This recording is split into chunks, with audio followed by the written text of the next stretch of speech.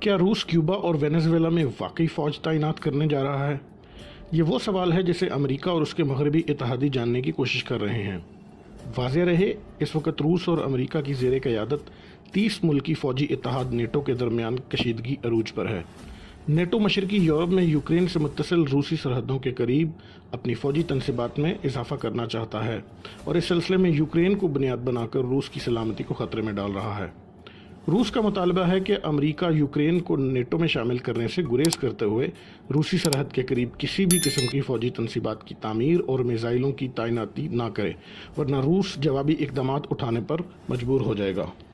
اس سلسلے میں روسی صدر ولادیمیر پوتن نے گزشتہ سال اپنی سالانہ پریس بریفنگ میں کہا تھا کہ ہم مغرب پر واضح کر دینا چاہتے ہیں کہ روسی سرحدوں کے قریب نیٹو کی فوجی موجودگی ہرگز قبول نہیں۔ ہم اس کو سرخ لکیروں یعنی ریڈ لائن سے تعبیر کریں گے، اور اگر کسی نے ان سرخ لکیروں کو عبور کرنے کی کوشش کی تو روس سخت ترین رد عمل دے گا۔ روسی صدر نے دو ٹوک الفاظ میں کہا تھا کہ مغرب اس غلط فہمی میں نہ رہے کہ ماسکو یوکرین میں میزائلوں کی تعیناتی پر خاموش رہے گا۔ اس سے قبل گزشتہ برس 4 دسمبر کو امریکی صدر نے جاری کردہ اپنے ایک بیان میں کہا تھا کہ میں کسی کی سرخ لکیروں کو تسلیم نہیں کرتا۔ یاد رہے، امریکی صدر کا یہ بیان ایک ایسے وقت میں سامنے آیا تھا جب ٹھیک 3 دن بعد ان کی روسی صدر کے ساتھ آن لائن ویڈیو لنک پر ملاقات ہونا تھی۔ تاہم روس اور امریکی صدور کے درمیان یہ ملاقات بھی بے نتیجہ رہی۔ بڑھتی ہوئی کشیدگی کو دیکھتے ہوئے روس نے امریکہ اور اس کے اتحادی ممالک کو ایک تجویز پیش کی کہ اگر امریکہ اور اس کے اتحادی روس کو سلامتی کی ضمانتیں لکھ کر دینے کو تیار ہیں، جس کے مطابق اگر یہ ہتھیار روس کے خلاف استعمال نہیں ہوں گے اور اس سے روس کی سلامتی کو کوئی خطرہ نہیں، تو روس اس بات کو مشروط تسلیم کرنے کو تیار ہے۔ لیکن امریکہ اور اس کے اتحادی ممالک نے روس کے اس مطالبے کو بھی تسلیم کرنے سے انکار کر دیا۔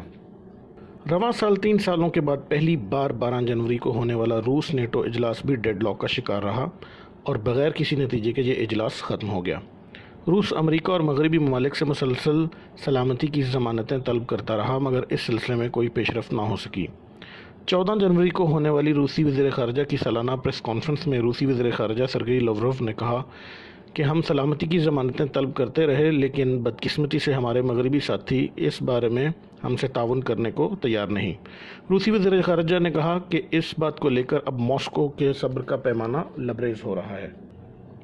اس کشیدہ صورتحال کے دوران مغربی میڈیا نے یہ دعویٰ کیا کہ روس جنوبی امریکی ممالک وینزویلا اور کیوبا میں اپنی فوج تعینات کرنے کا ارادہ رکھتا ہے، جس سے امریکہ کو ڈرایا جا سکے۔ تاہم اس سلسلے میں جب روس کے نائب وزیر خارجہ سرگئی ربکوف سے روس نیٹو اجلاس کے بعد پوچھا گیا کہ کیا روس وینزویلا اور کیوبا میں فوج تعینات کرنے جا رہا ہے، جس کے جواب میں انہوں نے اس بات کی نہ تو تصدیق کی نہ ہی تردید کی۔ خیال کیا جا رہا ہے کہ روس مغرب سے بات چیت میں ناکامی کے بعد اپنی سلامتی کو یقینی بنانے کے لیے مؤثر اقدامات اٹھانے کا ارادہ رکھتا ہے۔ تاہم اس سلسلے میں روس کس حد تک جائے گا، یہ وقت ہی بتائے گا۔